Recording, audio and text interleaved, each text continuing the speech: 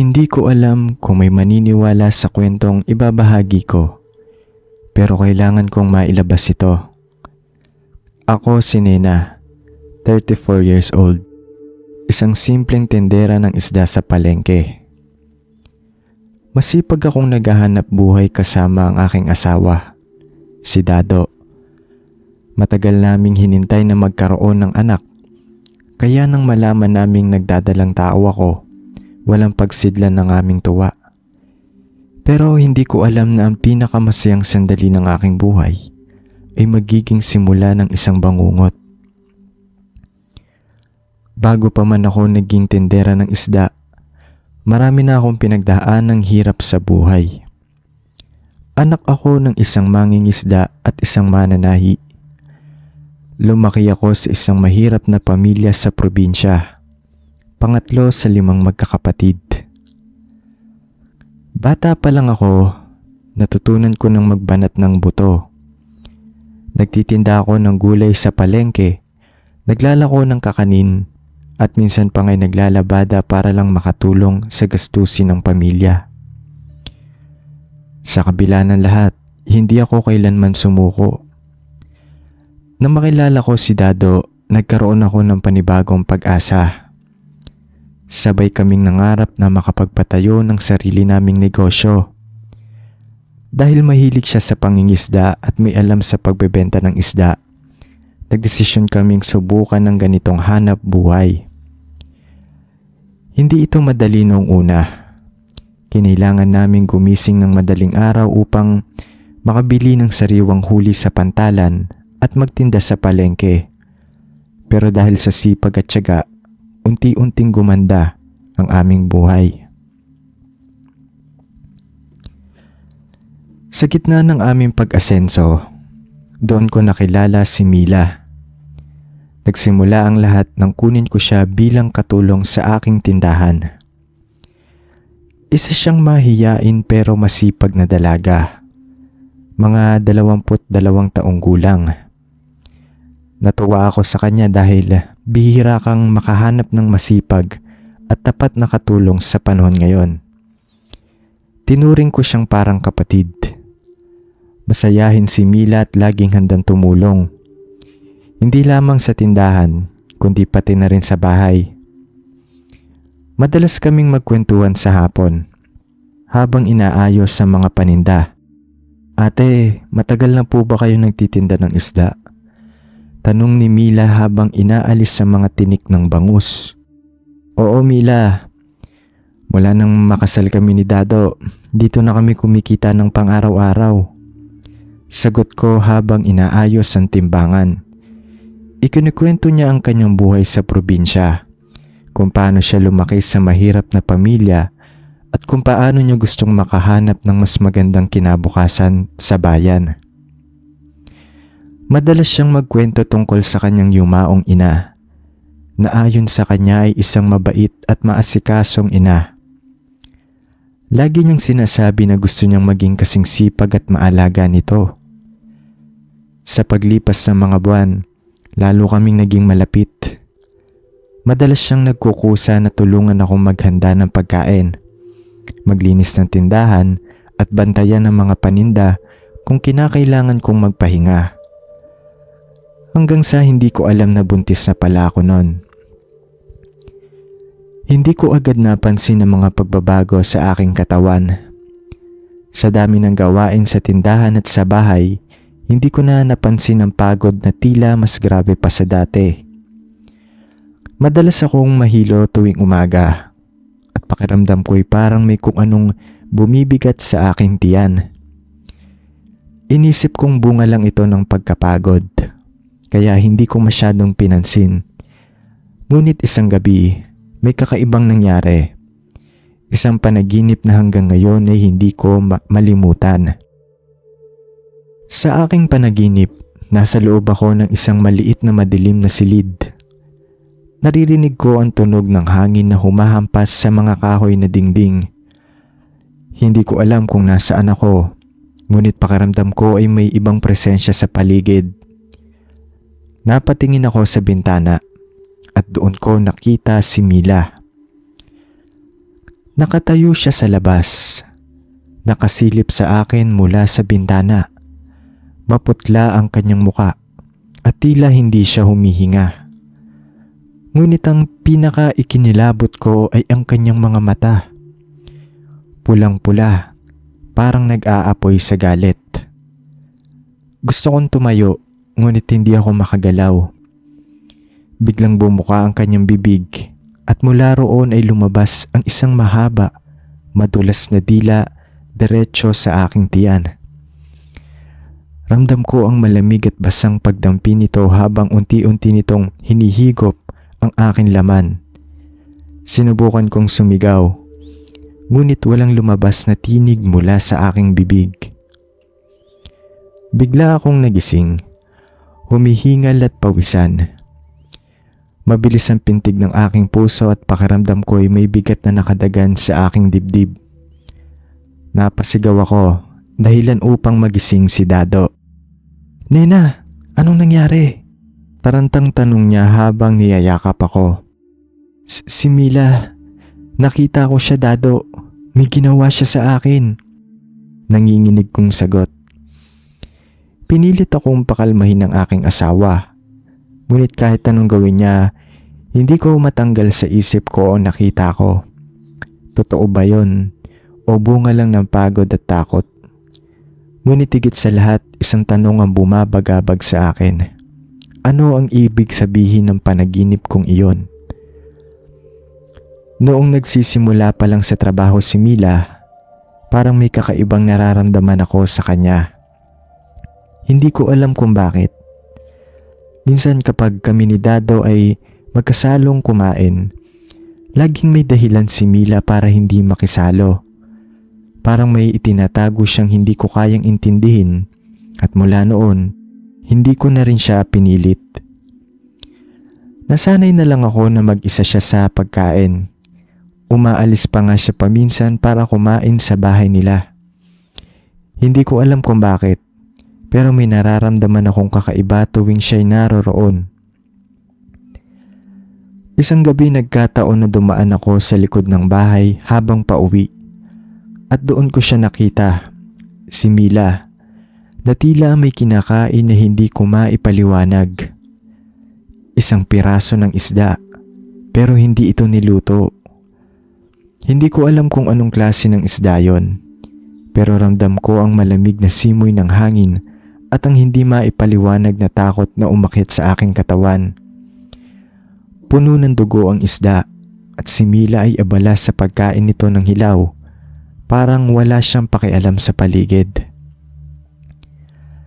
Tumayo ako doon sa madilim na kanto, hindi makagalaw. Para bang may dumapo sa akin na hindi ko kayang intindihin. Hindi ko siya tinawag o inistorbo. Nakatulala lang ako sa kanya. Nakaramdam ng pag-aalala at takot. Tapos nang natapos siyang kumain, tumingin siya sa aking direksyon at nagulat ako nang makita ko ang kanyang mga mata.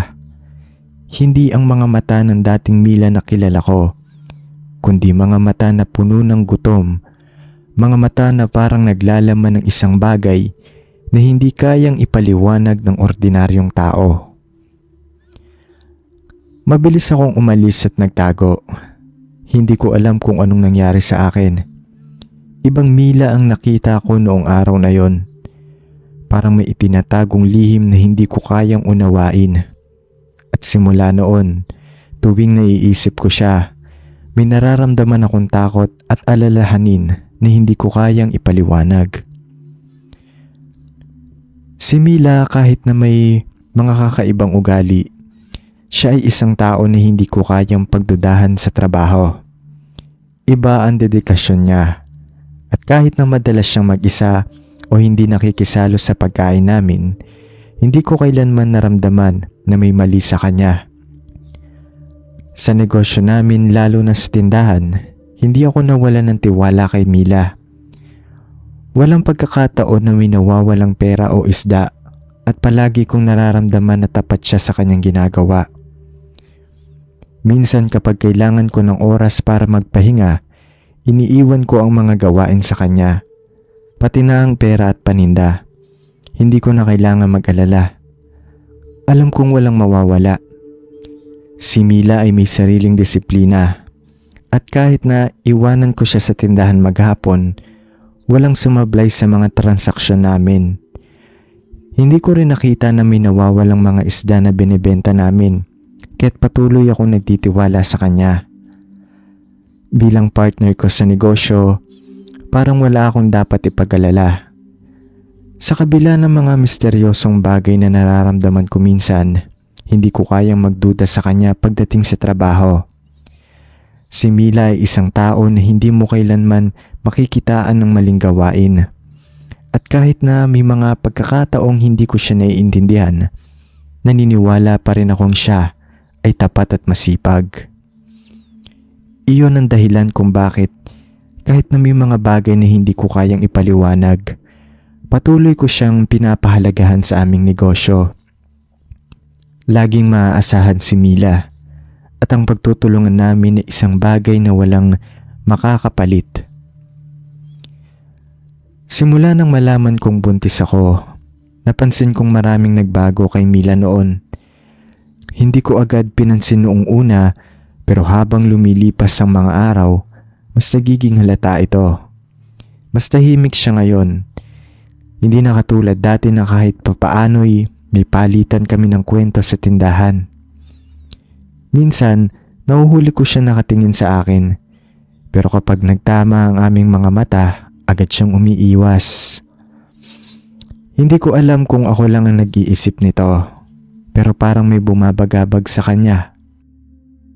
Isang araw habang abala ako sa likod ng tindahan, biglang may nagkagulo sa harapan. Mabilis akong lumabas at nakita kong si Mila ay galit na galit habang nakatayo sa harap ng isang babae. Isa sa mga suki namin. Namumutla ang mukha ng babae, halatang takot, habang si Mila naman ay tila nanginginig sa galit. Anong nangyari? Tanong ko, pilit na pinapakalma ang sitwasyon. Hindi sumagot si Mila. Salip tumalikod siya at dumiretso sa loob ng tindahan. Iniwan kaming nagtataka. Napabuntong hininga ang babae at lumapit sa akin. Nayna, mag-ingat ka sa kanya. Mahina pero madiin niyang sabi. May kakaiba sa babaeng yan. Napakunot ang noo ko. Ano pong ibig niyong sabihin? Nilapit niya ang mukha niya sa akin at bumulong. Nakita ko. Nung nagagalit siya sa akin kanina, nagbago ang itsura niya. Napalunok ako. Nagbago? Paanong nagbago? Tumingin siya sa paligid, saka nagpatuloy. Nakita ko ang mga mata niya. Naging pula. Parang nanlilisik. Yung buhok niya, biglang gumulo at kumulot. At ang mga kuko niya, Diyos ko, Nena, humaba ang mga kuko niya. Para siyang hindi tao. Nanlamig ang buo kong katawan sa narinig ko. Hindi ko alam kung anong sasabihin. Hinawakan niya ang kamay ko saka mahinang bumulong. Mag-ingat ka. Lalo na't buntis ka. Hindi mo alam kung ano talaga siya. Pagkatapos noon, mabilis siyang umalis na parang ayaw nang tumagal sa lugar na yon. Naiwan ako nakatayo roon, gulat at kinakabahan. Totoo ba ang nakita niya? O dala lang iyon ng takot sa init ng kanilang pagtatalo? Pero kung totoo man, ano nga ba talaga si Mila? At bakit parang mas lumalala ang nararamdaman kong takot mula nang malaman kong may dinadala ako sa sinapupunan? Kinabukasan hindi ko na matiis ang bigat ng aking nararamdaman. Kailangan kong kausapin si Mila. Kahit ano pa ang sinabi ng babaeng nakaaway niya kahapon, hindi ko kayang basta na lang siya husgahan. Matagal na kaming magkasama sa tindahan at kahit may mga bagay na hindi ko maintindihan tungkol sa kanya, hindi ko maitatangging naging mabuti siyang kasosyo sa trabaho. Pagpasok ko sa tindahan, nakita kong nakaupo siya sa isang sulok. Tahimik at tila malalim ang iniisip. Lumapit ako at maingat na tinawag ang pangalan niya. Hindi siya agad tumingin, Pero nang magtama ang aming mga mata, nakita kong nagmumugto ang kanyang mga mata. Umiiyak siya. Mila, mahinahon kong simula. May gusto akong itanong. Huminga siya ng malalim. Tila alam na niya kung tungkol saan ang usapan. Alam ko na, ate. Mahina niyang sagot. Hindi mo na kailangan tanungin. Hindi ko alam kung bakit pero kinalabutan ako sa sagot niya. Hindi pa man ako nagtatanong pero parang nauunawaan na niya. Anong nangyayari sa'yo? Tanong ko. Mila, matagal na kitang kasama sa tindahan. Alam kong may bumabagabag sa'yo. Ano ba talaga? Napayuko siya at mahina siya nagsalita. Halos pabulong. Gusto kong magbago, ate. Napasinghap ako. Magbago? Anong ibig mong sabihin? Tumulo ang luha sa kanyang pisngi. Sinubukan kong baguhin ang buhay ko. Sinubukan kong mamuhay ng normal. Magtrabaho, makisama sa inyo. Pero bumabalik pa rin ako sa dati. Napahawak siya sa kanyang dibdib. Hindi ko alam kung anong sasabihin. Anong ibig mong sabihin, Mila? Ngunit hindi na siya sumagot. Tumayo siya, kinuha ang kanyang mga gamit. Tsaka tumingin sa akin ng may lungkot sa kanyang mga mata. Salamat ate. Salamat sa tiwala mo. Hindi mo alam kung gaano kahalaga iyon para sa akin. Gusto ko pang magtanong. Gusto kong pigilan siya. Pero sa paraan ng kanyang pagsasalita, alam kong hindi na siya magpapaliwanag. Tinignan ko lang siya habang unti-unti siyang lumalayo. Hanggang sa tuluyan na siyang mawala sa aking paningin. Hanggang ngayon hindi ko pa rin alam kung ano talaga si Mila. Pero isang bagay ang sigurado ako. Siya ang pinakamagaling na naging kasama ko sa trabaho. Sa lahat ng taong nakasama ko sa tindahan, siya ang pinakamaaasahan, pinakamasipag, at kailanman na hindi ko siya pinagdudahan pagdating sa negosyo. Hindi ko alam kung ano ang lihim niya o kung ano ang tunay niyang pinagdadaanan. Ang tanging alam ko lang ay ginawa niya ang lahat para magbago, para mamuhay ng normal. At kahit paano gusto kong paniwalaan na sa kabila ng kanyang misteryo, naging totoo siya sa akin bilang isang kasosyo, isang kasama at isang kaibigan.